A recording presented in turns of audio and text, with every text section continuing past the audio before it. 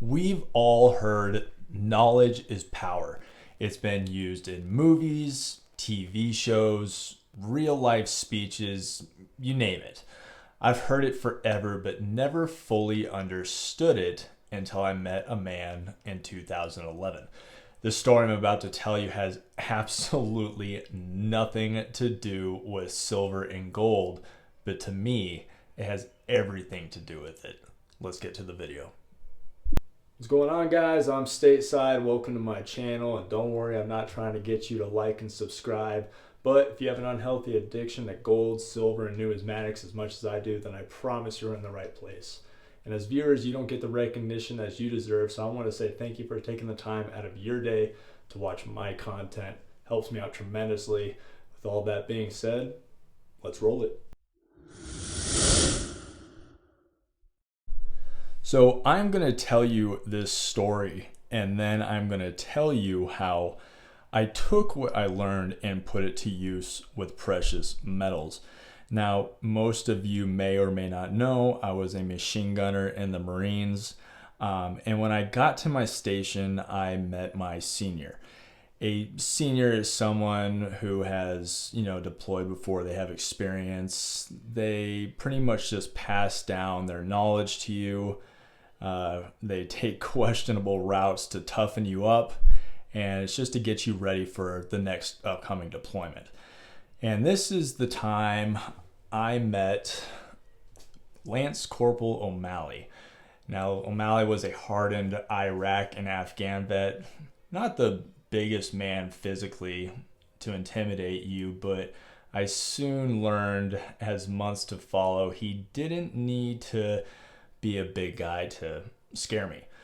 O'Malley was the man that staff sergeants and first sergeants would come over and casually talk to pick his brain about anything machine gun related. I'm talking about deploying a squad and setting up, talking guns, overhead watch, intersecting fields of fire, the rates of fire. Anything and everything you could think of, O'Malley knew. Is kind of like if you asked someone what time it was and then they described to you how a watch worked. Now, I know this terminology is probably unknown to most of you, so I'll put it plain and simple. O'Malley was a low rank. These others were high rank, and they came to him for advice. And that scared me. It scared me that my knowledge of my job would never be even close to the same level as his. We both had the same job. We were both machine gunners. And you would think that people would know as much with their job, but that's just not the case. There's people that absorb knowledge so much more and can be creative with it. So, and I was scared because he could, use that to his advantage at any moment, whether to humiliate me, humble me, or teach me. And he just didn't know his job, but the job of everyone else around them, and probably better than they knew their own job also. So fast forward some time and we get back from Afghanistan. Lance Corporal O'Malley is now Corporal O'Malley and is with a different unit now, but he decided to, stop by and chat with some old friends when we were out in formation. And one of the old friends happened to be the officer that he was previously deployed with. And O'Malley was standing there talking to an officer with his arms crossed. Now, as an enlisted man, you do not do this. If you're enlisted and you're talking to an officer, you're usually at parade rest, your arms behind your back. It's just like a sign of respect and that the officer has your fully divided attention. So a new staff sergeant to our unit sees this and runs over to O'Malley and puts him on blast. I am talking about an ass chewing in front of the whole company, and everyone's jaws are dropped. They're not scared for O'Malley. They're scared for this staff sergeant. So O'Malley is eventually dismissed, which then several officers approach this new staff sergeant and talk to him. I go back to my barracks room. Thankfully, I'm out of here. I don't want to be anywhere near this. And I open the door and Corporal O'Malley is pacing in my room, just fuming. I turn to leave because I know better than to be around him when he's upset, when I bump into the staff sergeant that chewed him out. Come to find out, he got his own talking to and was told he needed to apologize to Corporal O'Malley after everyone informed him of who he was. So a staff sergeant apologizing to a corporal is like your wife admitting she's wrong. It just doesn't happen, guys. I went a little off track with this story. I probably could have stopped a little bit earlier, but the point was O'Malley was an irreplaceable asset just because of his knowledge. So what the hell does that have to do with silver and gold?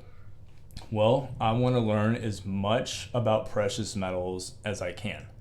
I'm talking numismatics, pre-33 gold, key dates, coins from different mints, coins with different percentages of silver content, on and on and on. And this is why I always encourage everybody to share their opinions in my video. It's not to get comments, but so that I can learn something new. Helps me when I go to either buy or sell at an LCS and not get taken advantage of.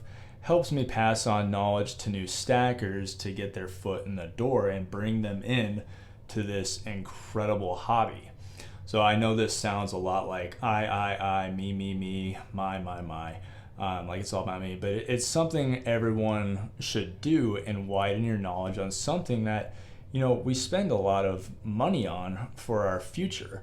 All of what you see is getting passed down, but also the knowledge of what my kids are receiving needs to go with it.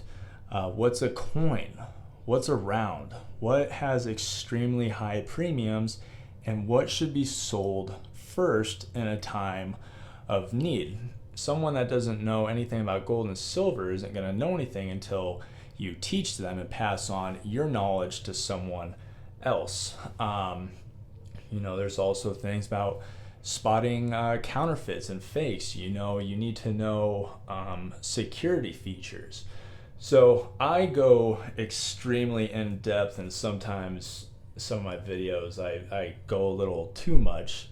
I understand, but that's where I got that from, was learning that knowledge is power.